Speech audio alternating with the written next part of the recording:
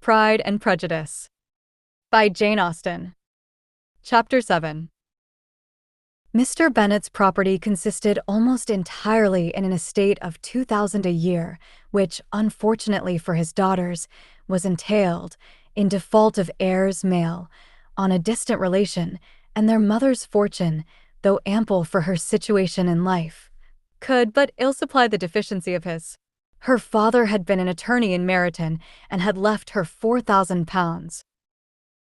She had a sister married to a Mr. Phillips, who had been a clerk to their father and succeeded him in the business, and a brother settled in London in a respectable line of trade.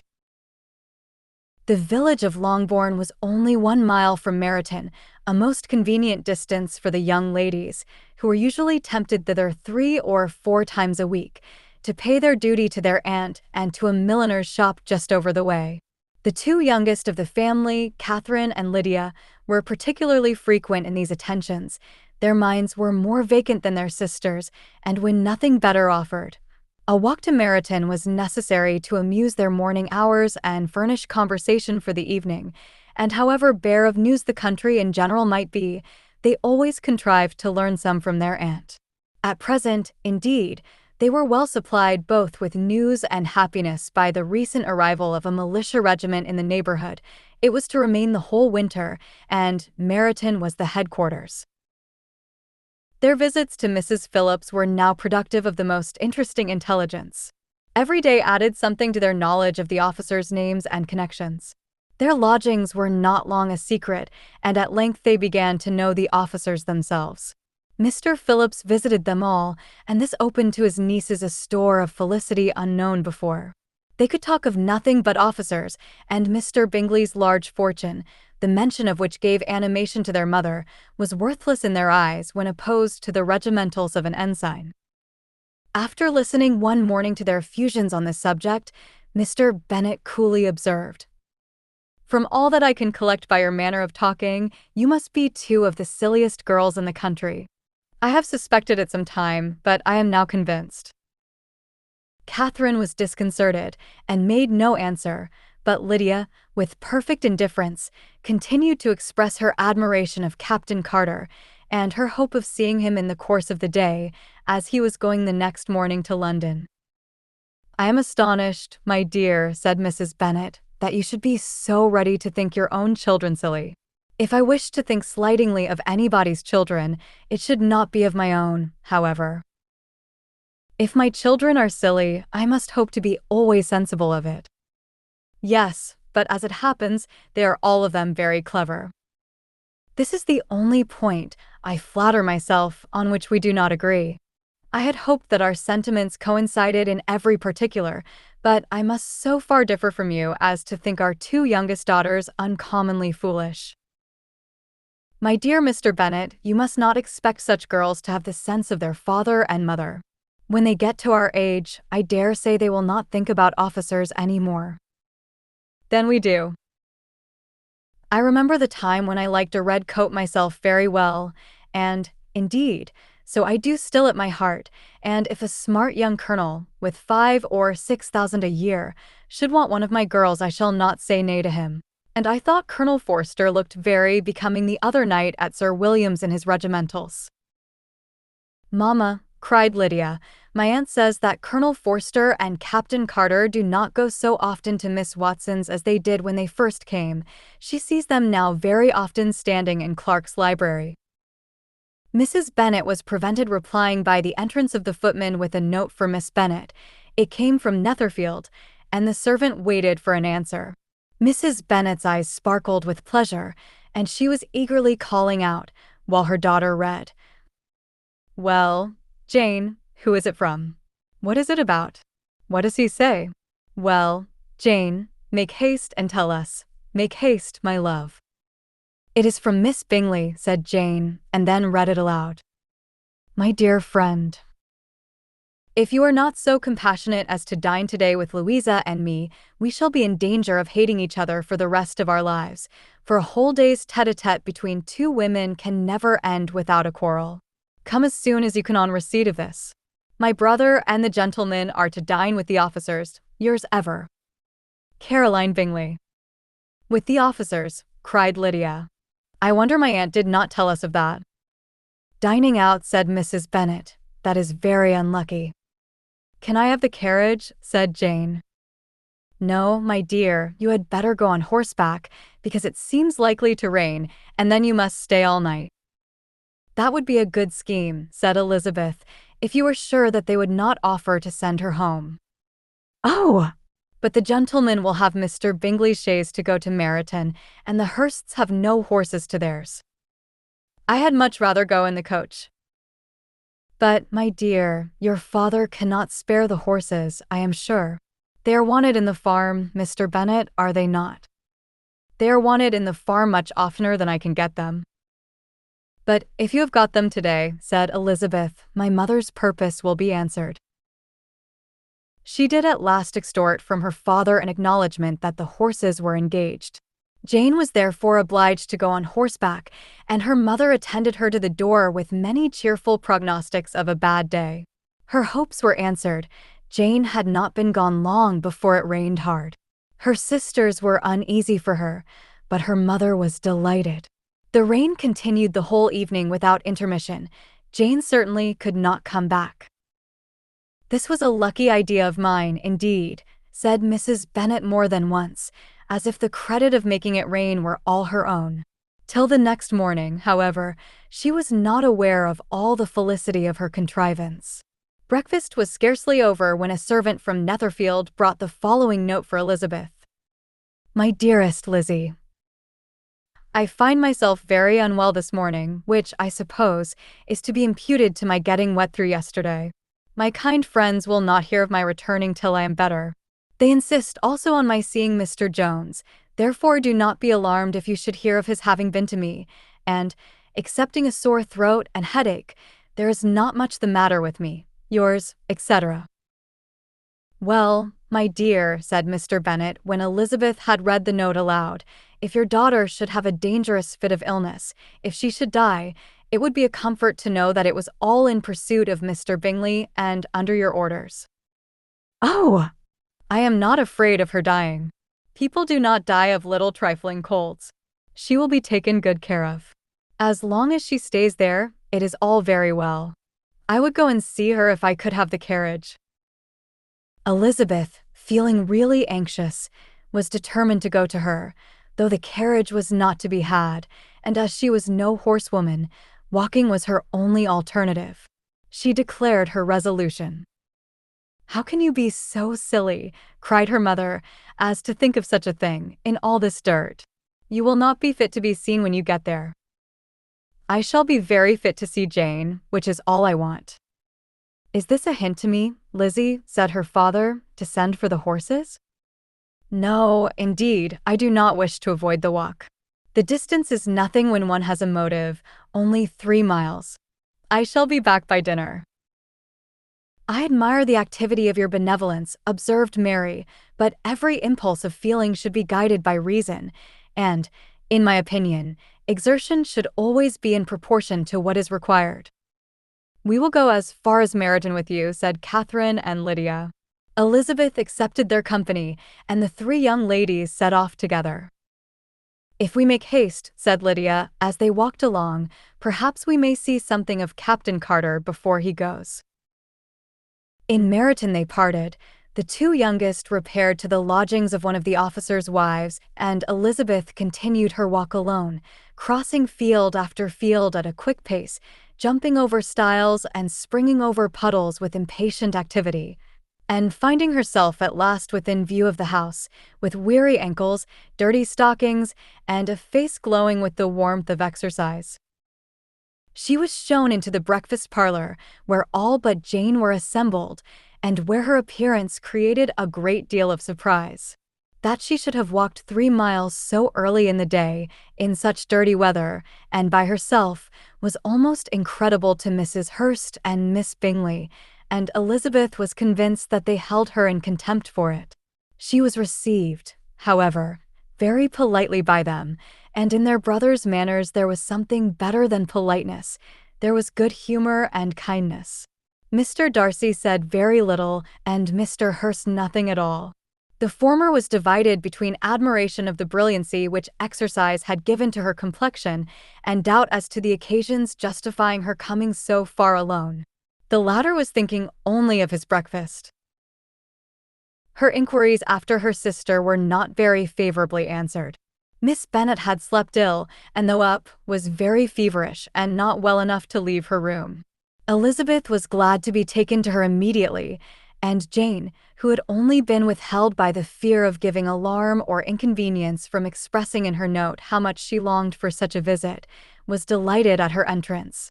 She was not equal, however, to much conversation, and when Miss Bingley left them together, could attempt little besides expressions of gratitude for the extraordinary kindness she was treated with.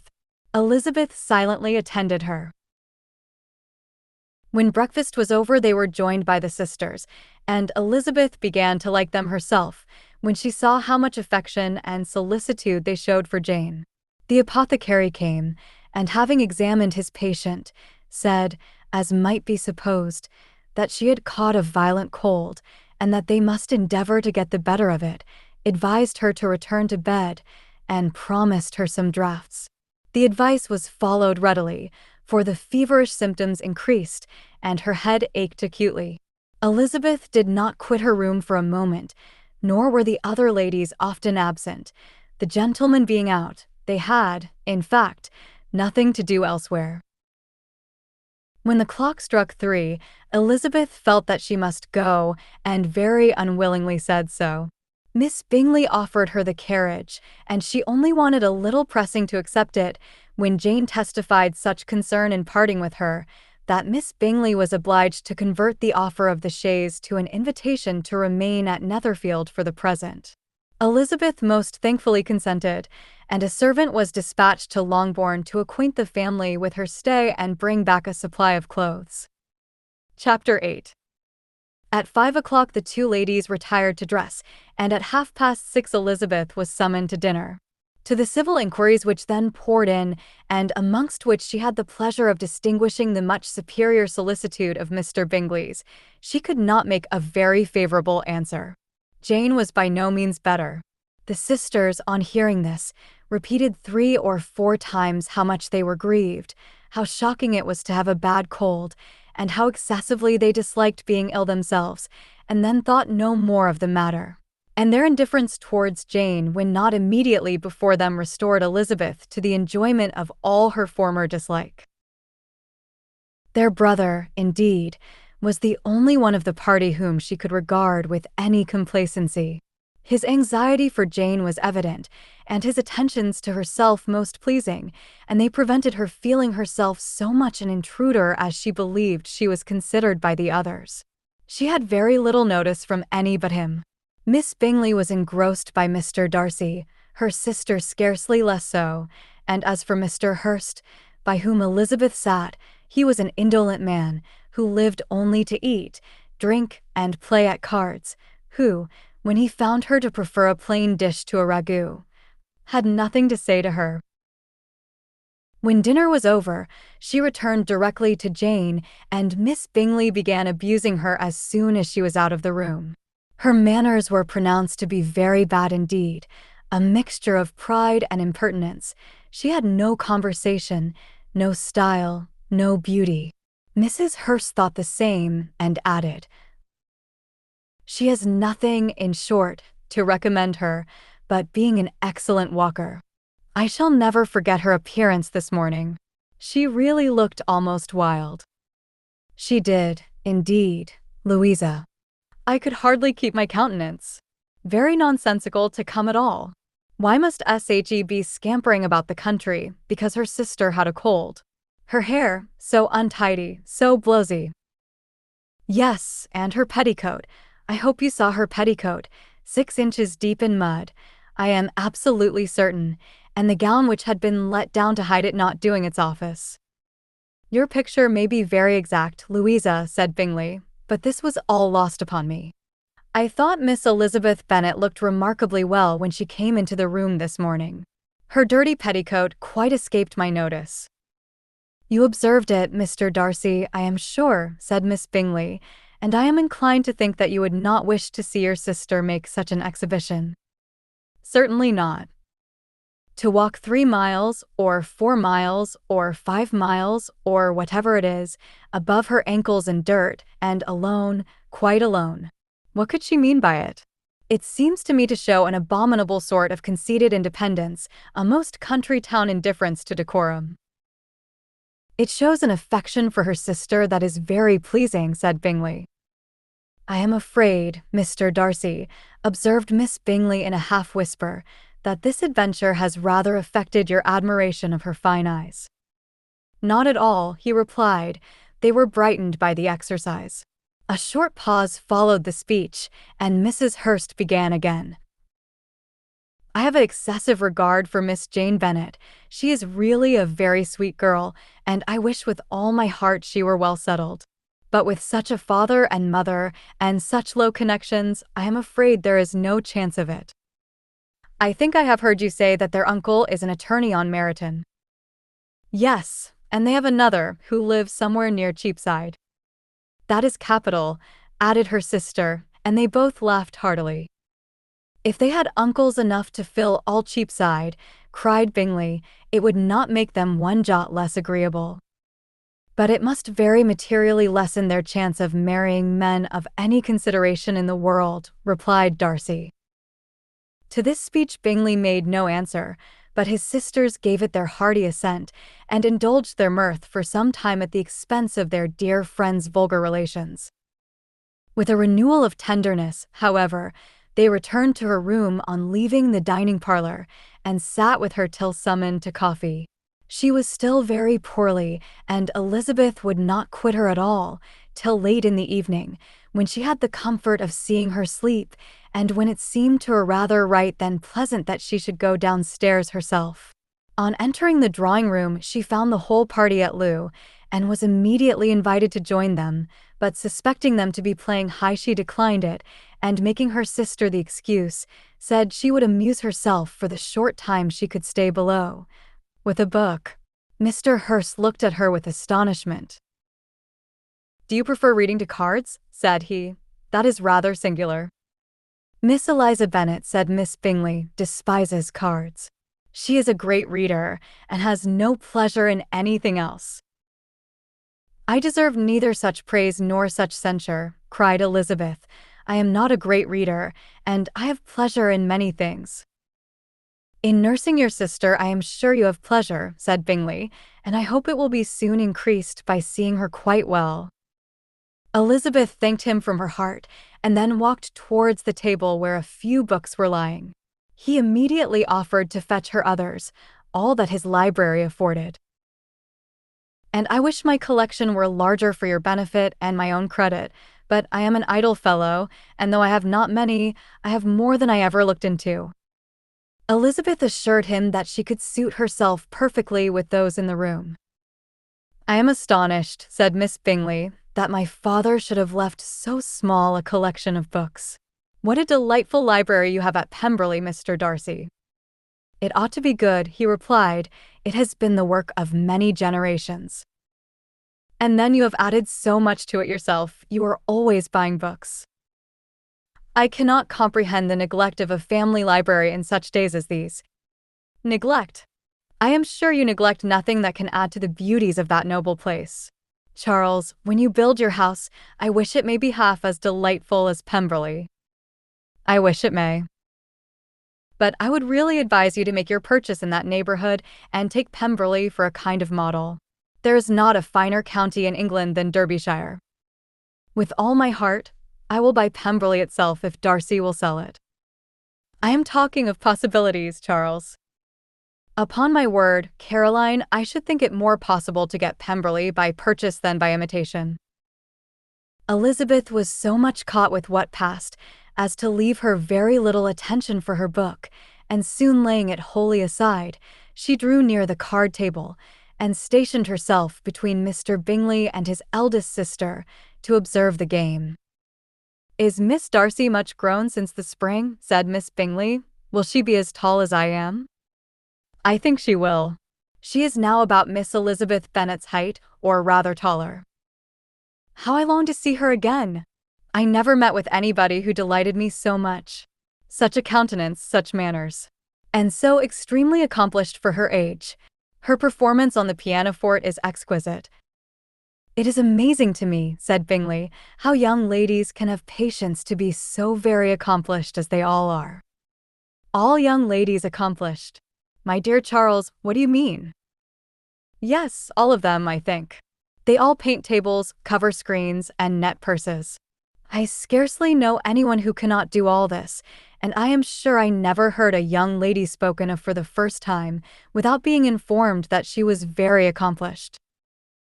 Your list of the common extent of accomplishments, said Darcy, has too much truth. The word is applied to many a woman who deserves it no otherwise than by netting a purse or covering a screen. But I am very far from agreeing with you in your estimation of ladies in general. I cannot boast of knowing more than half a dozen, in the whole range of my acquaintance, that are really accomplished. Nor I am sure, said Miss Bingley. Then, observed Elizabeth, you must comprehend a great deal in your idea of an accomplished woman. Yes, I do comprehend a great deal in it. Oh! Certainly, cried his faithful assistant. No one can be really esteemed accomplished who does not greatly surpass what is usually met with. A woman must have a thorough knowledge of music, singing, drawing, dancing, and the modern languages to deserve the word, and besides all this, she must possess a certain something in her air and manner of walking, the tone of her voice, her address and expressions, or the word will be but half deserved. All this she must possess, added Darcy, and to all this she must yet add something more substantial in the improvement of her mind by extensive reading. I am no longer surprised at your knowing only 6 accomplished women.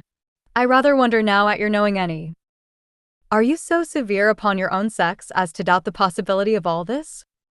I never saw such a woman.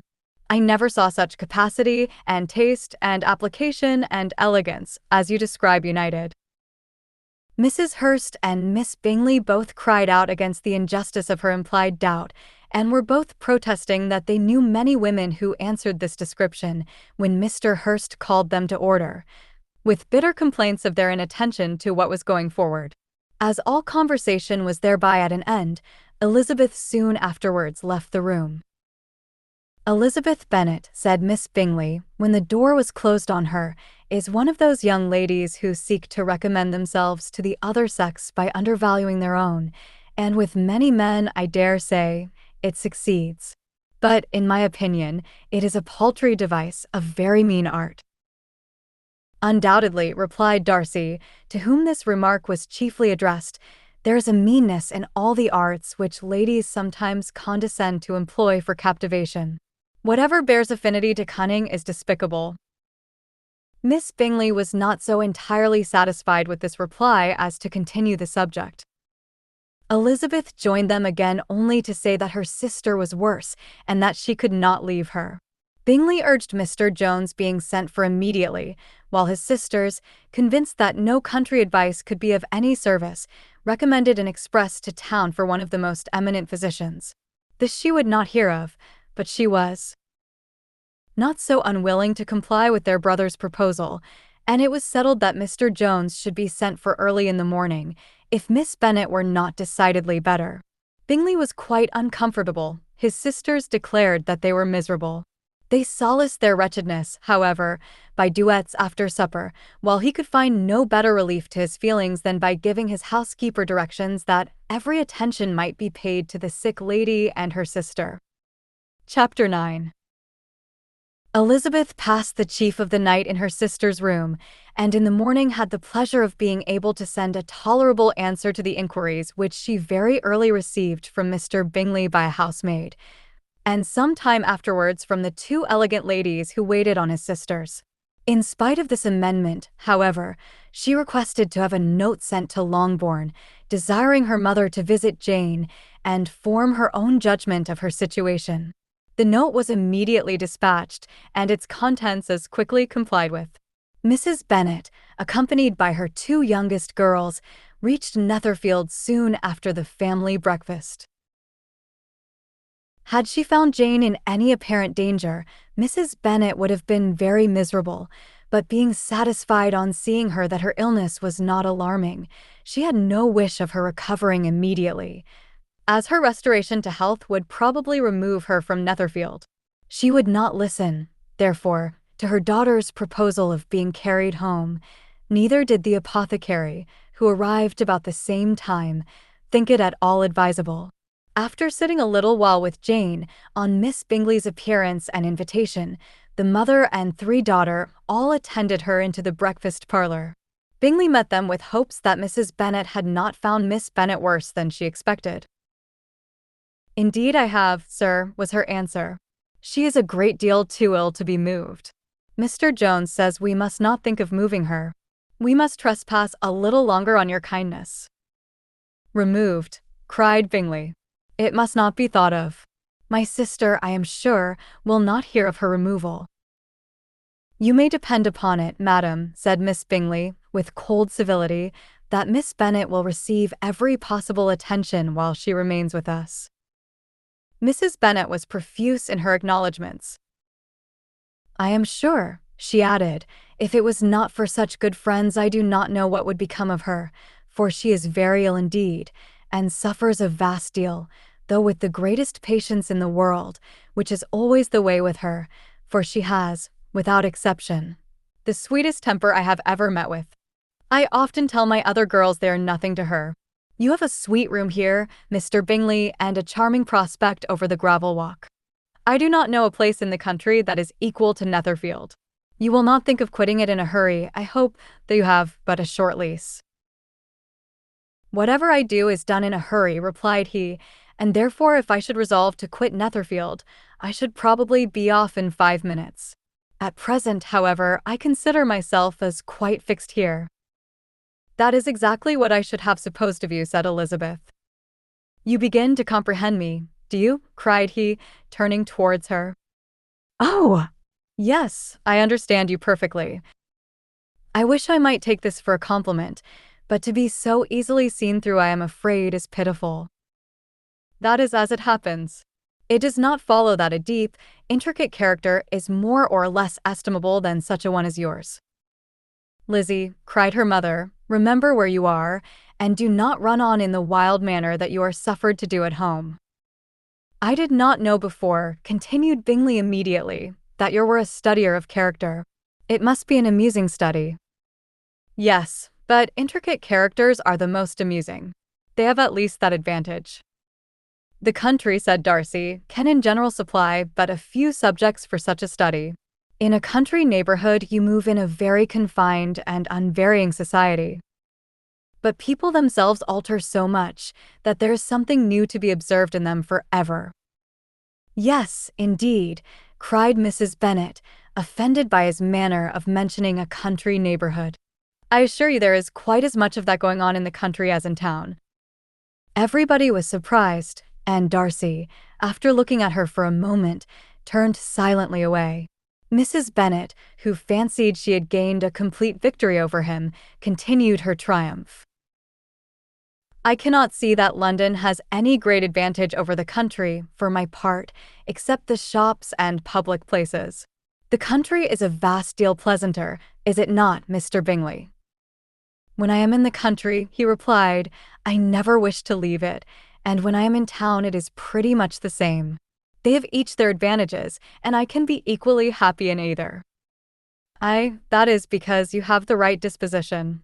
But that gentleman, looking at Darcy, seemed to think the country was nothing at all. "Indeed, mamma, you are mistaken," said Elizabeth, blushing for her mother. "You quite mistook Mr. Darcy. He only meant that there was not such a variety of people to be met with in the country as in the town, which you must acknowledge to be true." "Certainly, my dear, nobody said there were, but as to not meeting with many people in this neighborhood, I believe there are few neighborhoods larger. I know we dine with 24 families." Nothing but concern for Elizabeth could enable Bingley to keep his countenance. His sister was less delicate, and directed her eyes towards Mr. Darcy with a very expressive smile. Elizabeth, for the sake of saying something that might turn her mother's thoughts, now asked her if Charlotte Lucas had been at Longbourn since her coming away. Yes, she called yesterday with her father. What an agreeable man Sir William is, Mr. Bingley, is not he? So much the man of fashion. So genteel and easy. He had always something to say to everybody. That is my idea of good breeding, and those persons who fancy themselves very important and never open their mouths quite mistake the matter. Did Charlotte dine with you? No, she would go home. I fancy she was wanted about the mince pies. For my part, Mr. Bingley, I always keep servants that can do their own work. My daughters are brought up very differently. But everybody is to judge for themselves, and the Lucases are a very good sort of girls, I assure you. It is a pity they are not handsome. Not that I think Charlotte so very plain, but then she is our particular friend. She seems a very pleasant young woman. Oh, dear, yes, but you must own she is very plain. Lady Lucas herself has often said so, and envied me Jane's beauty. I do not like to boast of my own child, but to be sure, Jane, one does not often see anybody better looking. It is what everybody says. I do not trust my own partiality. When she was only 15, there was a man at my brother Gardiner's in town so much in love with her that my sister-in-law was sure he would make her an offer before we came away. But, however, he did not. Perhaps he thought her too young. However, he wrote some verses on her, and very pretty they were. And so ended his affection, said Elizabeth impatiently. There has been many a one, I fancy, overcome in the same way. I wonder who first discovered the efficacy of poetry in driving away love. I have been used to consider poetry as the food of love, said Darcy. Of a fine, stout, healthy love it may. Everything nourishes what is strong already. But if it be only a slight, thin sort of inclination, I am convinced that one good sonnet will starve it entirely away. Darcy only smiled, and the general pause which ensued made Elizabeth tremble lest her mother should be exposing herself again. She longed to speak, but could think of nothing to say, and after a short silence Mrs. Bennet began repeating her thanks to Mr. Bingley for his kindness to Jane, with an apology for troubling him also with Lizzie.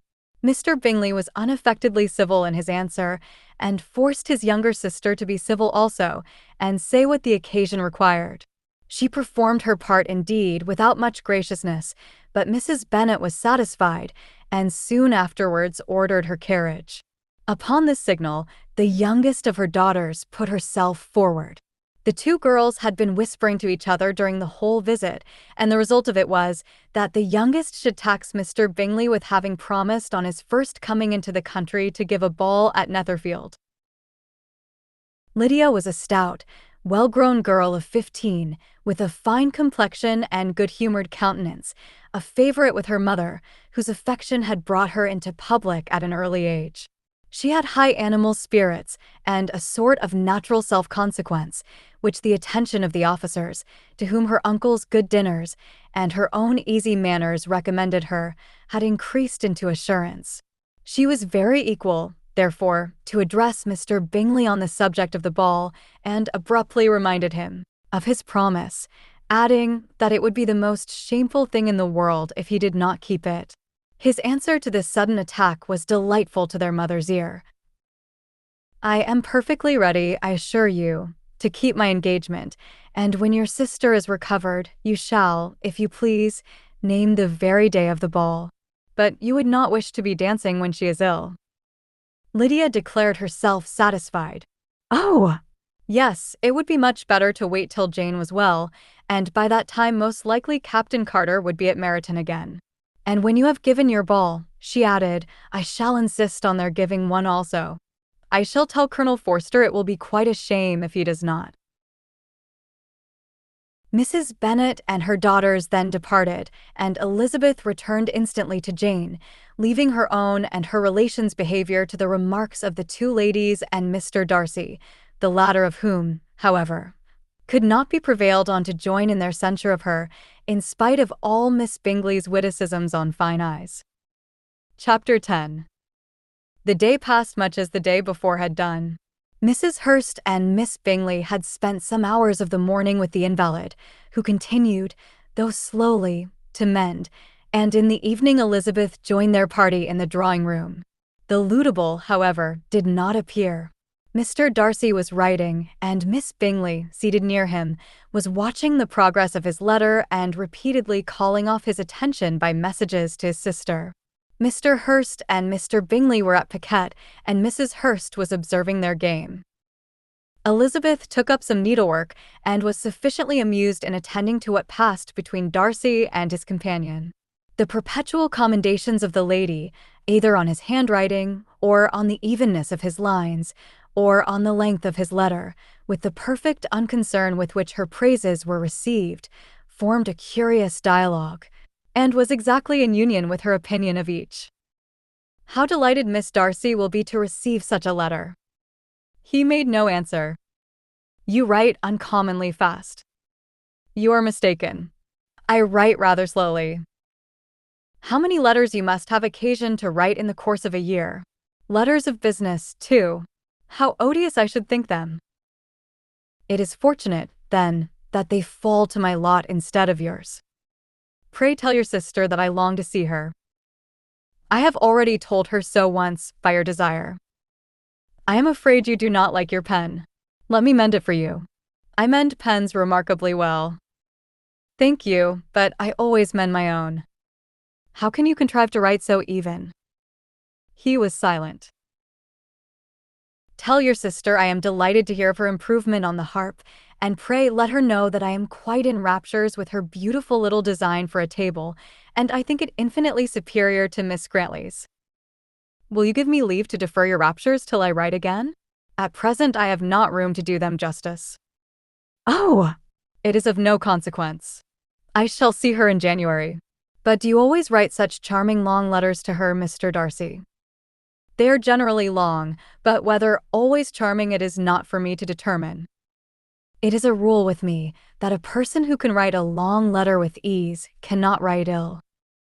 That will not do for a compliment to Darcy, Caroline, cried her brother, because he does not write with ease. He studies too much for words of 4 syllables. Do not you, Darcy? My style of writing is very different from yours. Oh, cried Miss Bingley, Charles writes in the most careless way imaginable. He leaves out half his words and blots the rest. My ideas flow so rapidly that I have not time to express them, by which means my letters sometimes convey no ideas at all to my correspondents. Your humility, Mr. Bingley, said Elizabeth, must disarm reproof. Nothing is more deceitful, said Darcy, than the appearance of humility. It is often only carelessness of opinion, and sometimes an indirect boast.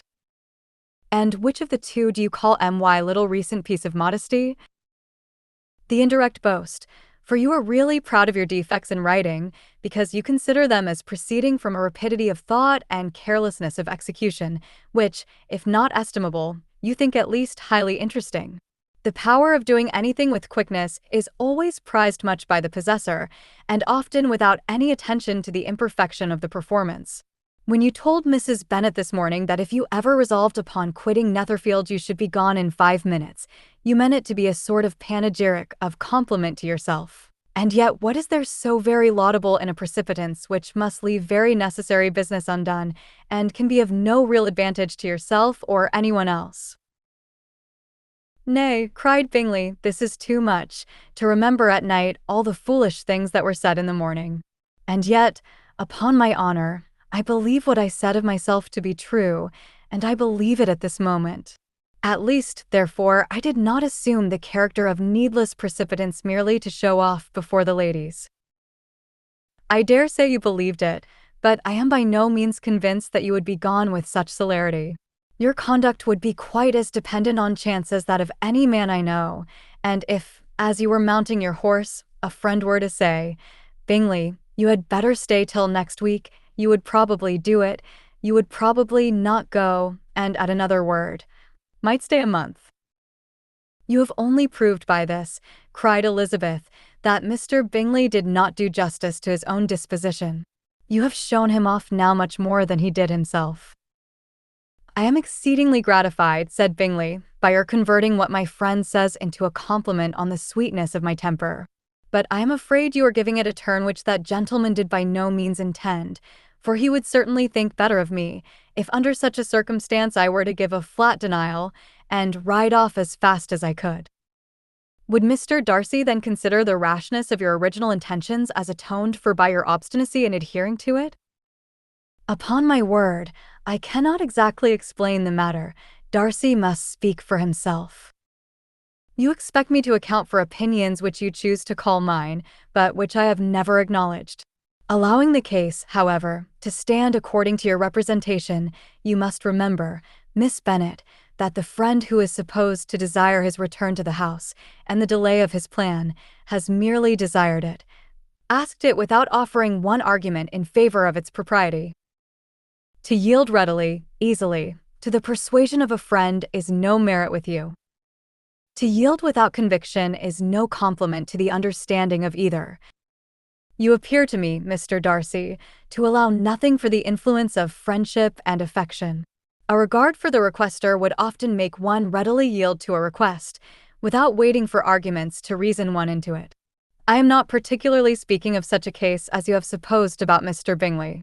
We may as well wait, perhaps, till the circumstance occurs before we discuss the discretion of his behavior thereupon. But in general and ordinary cases between friend and friend, where one of them is desired by the other to change a resolution of no very great moment, should you think ill of that person for complying with the desire, without waiting to be argued into it? Will it not be advisable, before we proceed on the subject, to arrange with rather more precision the degree of importance which is to appertain to this request, as well as the degree of intimacy subsisting between the parties? By all means, cried Bingley. Let us hear all the particulars, not forgetting their comparative height and size, for that will have more weight in the argument, Miss Bennet, than you may be aware of. I assure you that if Darcy were not such a great tall fellow, in comparison with myself, I should not pay him half so much deference. I declare I do not know a more awful object than Darcy, on particular occasions and in particular places, at his own house especially, and of a Sunday evening when he has nothing to do. Mr. Darcy smiled, but Elizabeth thought she could perceive that he was rather offended, and therefore checked her laugh. Miss Bingley warmly resented the indignity he had received, in an expostulation with her brother for talking such nonsense. I see your design, Bingley, said his friend. You dislike an argument, and want to silence this. Perhaps I do. Arguments are too much like disputes. If you and Miss Bennet will defer yours till I am out of the room, I shall be very thankful, and then you may say whatever you like of me. What you ask, said Elizabeth, is no sacrifice on my side, and Mr. Darcy had much better finish his letter. Mr. Darcy took her advice and did finish his letter. When that business was over, he applied to Miss Bingley and Elizabeth for an indulgence of some music. Miss Bingley moved with some alacrity to the pianoforte, and, after a polite request that Elizabeth would lead the way which the other as politely and more earnestly negatived, she seated herself. Mrs. Hurst sang with her sister, and, while they were thus employed, Elizabeth could not help observing, as she turned over some music books that lay on the instrument, how frequently Mr. Darcy's eyes were fixed on her. She hardly knew how to suppose that she could be an object of admiration to so great a man, and yet that he should look at her because he disliked her was still more strange. She could only imagine, however, at last that she drew his notice because there was something more wrong and reprehensible, according to his ideas of right, than in any other person present. The supposition did not pain her. She liked him too little to care for his approbation. After playing some Italian songs, Miss Bingley varied the charm by a lively Scotch air, and soon afterwards Mr. Darcy, drawing near Elizabeth, said to her, "Do not you feel a great inclination, Miss Bennet, to seize such an opportunity of dancing a reel?" She smiled, but made no answer. He repeated the question, with some surprise at her silence. "Oh," said she, "I heard you before, but I could not immediately determine what to say in reply.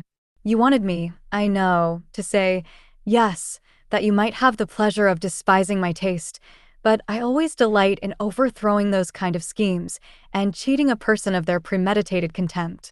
I have, therefore, made up my mind to tell you that I do not want to dance a reel at all, and now despise me if you dare. Indeed, I do not dare. Elizabeth, having rather expected to affront him, was amazed at his gallantry, but there was a mixture of sweetness and archness in her manner which made it difficult for her to affront anybody. And Darcy had never been so bewitched by any woman as he was by her. He really believed that were it not for the inferiority of her connections, he should be in some danger. Miss Bingley saw, or suspected enough to be jealous, and her great anxiety for the recovery of her dear friend Jane received some assistance from her desire of getting rid of Elizabeth. She often tried to provoke Darcy into disliking her guest by talking of their supposed marriage and planning his happiness in such an alliance. "I hope," said she, as they were walking together in the shrubbery the next day, "you will give your mother-in-law a few hints, when this desirable event takes place, as to the advantage of holding her tongue, and, if you can compass it, do assure the younger girls of running after officers. And, if I may mention so delicate a subject, endeavor to check that little something, bordering on conceit and impertinence, which your lady possesses. Have you anything else to propose for my domestic felicity?" "Oh, yes. Do let the portraits of your uncle and Aunt Phillips be placed in the gallery at Pemberley. Put them next to your great-uncle the judge. They are in the same profession, you know, only in different lines. As for your Elizabeth's picture, you must not have it taken, for what painter could do justice to those beautiful eyes? It would not be easy, indeed, to catch their expression, but their color and shape, and the eyelashes, so remarkably fine, might be copied." At that moment they were met from another walk by Mrs. Hurst and Elizabeth herself. "I did not know that you intended to walk," said Miss Bingley, in some confusion, lest they had been overheard. "You used us abominably ill," answered Mrs. Hurst, "running away without telling us that you were coming out." Then, taking the disengaged arm of Mr. Darcy, she left Elizabeth to walk by herself. The path just admitted 3. Mr. Darcy felt their rudeness and immediately said, "This walk is not wide enough for our party. We had better go into the avenue." But Elizabeth, who had not the least inclination to remain with them, laughingly answered, "No, no, stay where you are. You are charmingly grouped, and appear to uncommon advantage. The picturesque would be spoilt by admitting a fourth. Goodbye." She then ran gaily off, rejoicing as she rambled about, in the hope of being at home again in a day or 2. Jane was already so much recovered as to intend leaving her room for a couple of hours that evening. Chapter 11. When the ladies removed after dinner, Elizabeth ran up to her sister, and seeing her well guarded from cold, attended her into the drawing-room, where she was welcomed by her 2 friends with many professions of pleasure. And Elizabeth had never seen them so agreeable as they were during the hour which passed before the gentlemen appeared. Their powers of conversation were considerable. They could describe an entertainment with accuracy, relate an anecdote with humor, and laugh at their acquaintance with spirit. But when the gentlemen entered, Jane was no longer the first object. Miss Bingley's eyes were instantly turned toward Darcy, and she had something to say to him before he had advanced many steps. He addressed himself to Miss Bennet with a polite congratulation. Mr. Hurst also made her a slight bow and said he was very glad, but diffuseness and warmth remained for Bingley's salutation. He was full of joy and attention. The first half-hour was spent in piling up the fire, lest she should suffer from the change of room, and she removed at his desire to the other side of the fireplace, that she might be further from the door. He then sat down by her and talked scarcely to anyone else. Elizabeth, at work in the opposite corner, saw it all with great delight. When tea was over, Mr. Hurst reminded his sister-in-law of the card table, but in vain. She had obtained private intelligence that Mr. Darcy did not wish for cards, and Mr. Hurst soon found even his open petition rejected. She assured him that no one intended to play, and the silence of the whole party on the subject seemed to justify her. Mr. Hurst had therefore nothing to do but to stretch himself on one of the sofas and go to sleep. Darcy took up a book, Miss Bingley did the same, and Mrs. Hurst, principally occupied in playing with her bracelets and rings, joined now and then in her brother's conversation with Miss Bennet.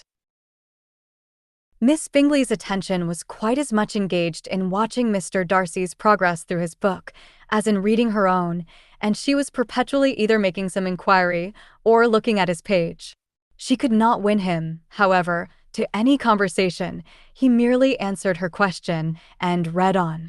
At length, quite exhausted by the attempt to be amused with her own book, which she had only chosen because it was the second volume of his, she gave a great yawn and said, "How pleasant it is to spend an evening in this way. I declare after all there is no enjoyment like reading. How much sooner one tires of anything than of a book. When I have a house of my own, I shall be miserable if I have not an excellent library." No one made any reply. She then yawned again, threw aside her book, and cast her eyes round the room in quest for some amusement, when hearing her brother mentioning a ball to Miss Bennet, she turned suddenly towards him and said, "By the by, Charles, are you really serious in meditating a dance at Netherfield? I would advise you, before you determine on it, to consult the wishes of the present party. I am much mistaken if there are not some among us to whom a ball would be rather a punishment than a pleasure." "If you mean Darcy," cried her brother, "he may go to bed, if he chooses, before it begins, but as for the ball, it is quite a settled thing, and as soon as Nicholas has made white soup enough, I shall send round my cards." "I should like balls infinitely better," she replied, "if they were carried on in a different manner, but there is something insufferably tedious in the usual process of such a meeting. It would surely be much more rational if conversation instead of dancing were made the order of the day."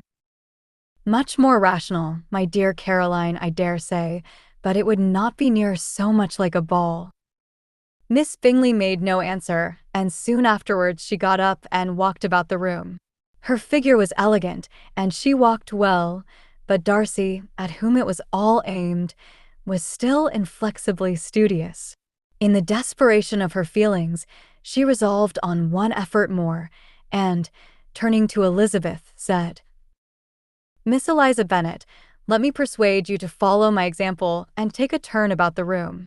I assure you it is very refreshing after sitting so long in one attitude." Elizabeth was surprised, but agreed to it immediately. Miss Bingley succeeded no less in the real object of her civility. Mr. Darcy looked up. He was as much awake to the novelty of attention in that quarter as Elizabeth herself could be, and unconsciously closed his book.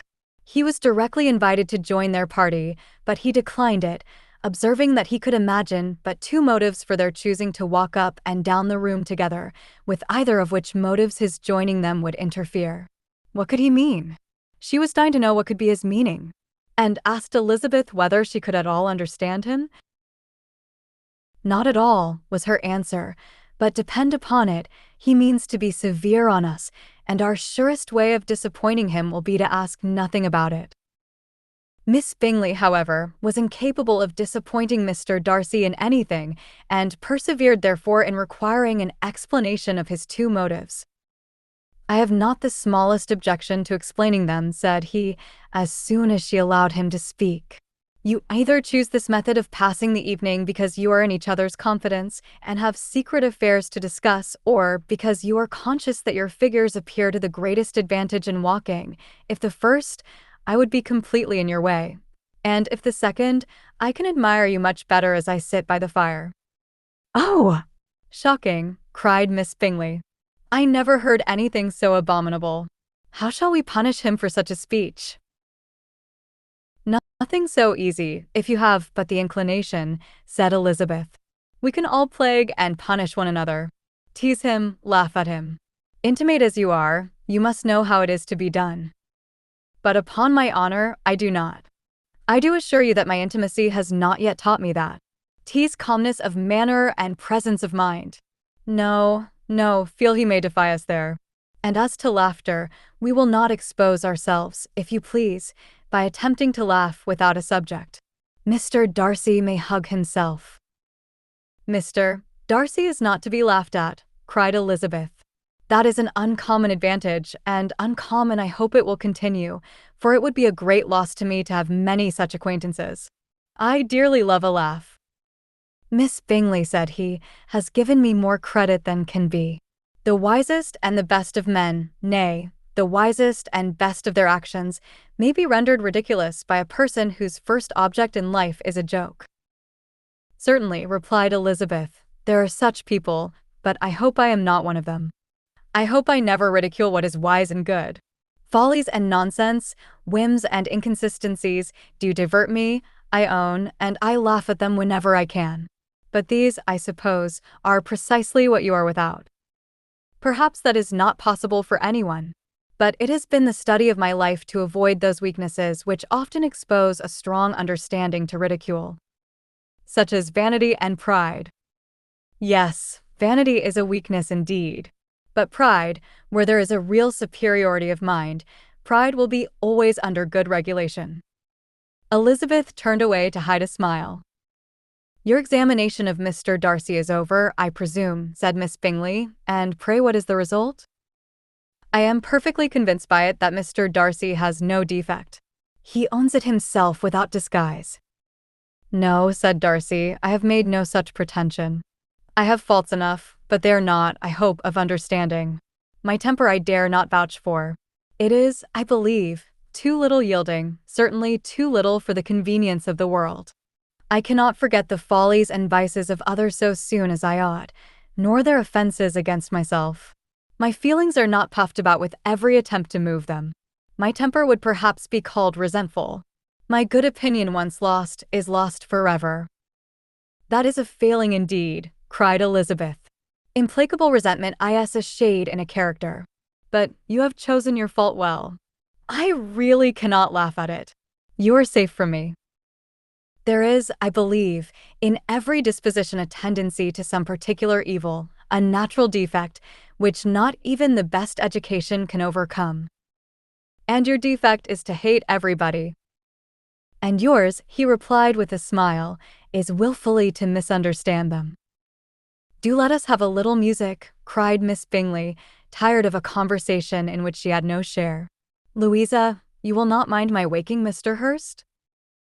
Her sister had not the smallest objection, and the pianoforte was opened, and Darcy, after a few moments' recollection, was not sorry for it. He began to feel the danger of paying Elizabeth too much attention. Chapter 12.